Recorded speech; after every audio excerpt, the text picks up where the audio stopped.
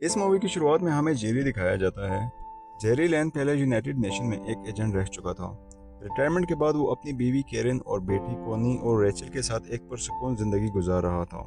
अपनी बेटी रेचल के जन्मदिन के मौके पर जेरी अपनी फैमिली के साथ बाहर घूमने निकला, लेकिन वो सुबह कुछ अजीब थी। फिलाडेल्फिया के शहर की सड़कों पर हर तरफ लंबा ट्रैफिक जाम लगा हुआ था।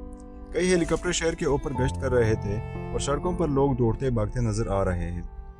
जेरी ने खबर सुनने के लिए कार का रेडियो ऑन किया। रेडियो पर बताया जा रहा था कि दुनिया में एक नामालूम वबा तेजी से फैल रही है।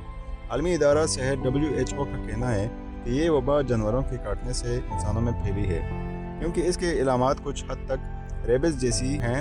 अब तक 12 ममालिक इस वबा की लपेट में आ चुके हैं। इसी दौरान सड़कों पर पुलिस की गाड़ियां भागती दिखाई दी। जेरी हालात का जायजा लेने के लिए कार से बाहर निकला, तभी अचानक थोड़े दूर धमाका हुआ, जिससे सड़कों पर हलचल मच गई। इतने में एक पुलिस वाला अपनी बाइक जेरी के पास रोक कर बोला कि कार में वापस चले जाएं। जेरी घबराकर कार में वापस आ गया। इसी लम्हे एक बेकाबू ट्रक तेजी से आकर पुलिस वाले को रोन देता है और आगे बढ़कर ट्रैफिक में फंसते हुए दीगर गाड़ियों को टक्कर मारते हुए बाहर निकल जाता है। जेरी उस वक्त अपनी कार उस ट्रक के पीछे लगा लेता है ताकि ट्रैफिक से निकल सके, लेकिन आगे एक चौक पर आकर ट्रक एक दूसरे ट्रक से टकरा कर उलट जाता है।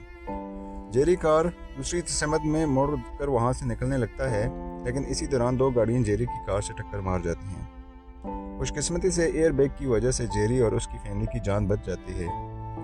जेरी और केरन ने बच्चों को कार से बाहर निकाल लिया, लेकिन बाहर हर तरफ हलचल मची हुई थी। कुछ लोग किसी चीज़ से खौफजदा होकर भाग रहे थे। तब अचानक एक औरत गिरते हुए एक कार की विंडशील्ड पर छलांग लगाती है और पागलों की तरह सर मारकर विंडशील्ड को तोड़ देती है।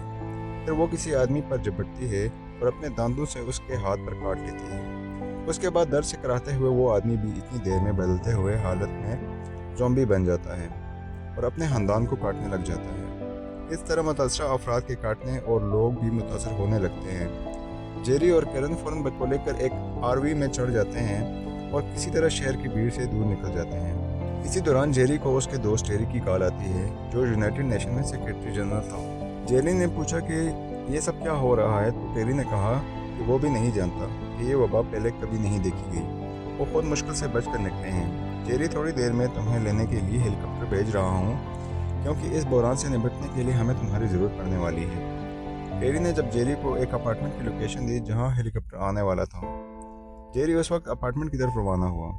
इसी दौरान जेरी को RV में एक बंदूक भी मिली, जिसे लेकर वो अपनी फैमिली के साथ अपार्टमेंट की तरफ पहुंच गया। लेकिन तभी एक आदमी ऊपर से बिल्डिंग से एक कार पर गिरा। वो भी वायरस से इन्फेक्टेड था। जेरी ने उसे सीधे सर पर गोली मार दी, लेकिन फिर वहाँ कई और इन्फेक्टेड लोग उनकी तरफ आने लग गए। जेरी और केरन अपने बच्चों के साथ अपार्टमेंट में घुस गए और सीढ़ियों से ऊपर जाने लगे। वो तमाम मुतासरा अफराद तेजी से उनके पीछे पड़ गए। जेरी और केरन किसी तरह छत पर पहुंच गए, जहां टेरी को रेस्क्यू टीम पहले ही मौजूद थी। जेरी फैमिली को लेकर हेलीकॉप्टर में सवार हो गया और वहां से निकलने लगा, लेकिन इन्फेक्टेड अफराद की तादाद इतनी ज़्यादा थी कि वो अमारों से छलांगें लगा कर भी उनकी तरफ पीछे आने लग गए थे। हेलीकॉप्टर के जरिए जेरी और उसकी फैमिली को UN की कमांडरशिप तक पहुँचाया गया, जो ज़मीन से तकरीबन 200 मील दूर समुद्र में थी, और वहाँ एक महफूज जोन कायम किया गया था। जेरी ने टेरी से वहाँ मुलाकात की। टेरी ने बताया कि सदर मर चुके हैं और दीगर हुक्मरान का कोई पता नहीं। कोई भी शहर महफूज नहीं रहा और दीगर ममालिक भी इसी सूरत हाल से दो चार हैं। वायरस मुतासरा लोगों के काटने और तेज़ी से फैल रहा है, और इसकी इब्तदा कहाँ से हुई ये किसी को मालूम नहीं। साइंसदानों की एक टीम मौजूद थी जो वायरस की असल तलाश करने में मसरूफ़ थी। उनका मानना था कि अगर वायरस की इब्तदा मालूम हो जाए तो इसकी वैक्सीन बनाई जा सकती है।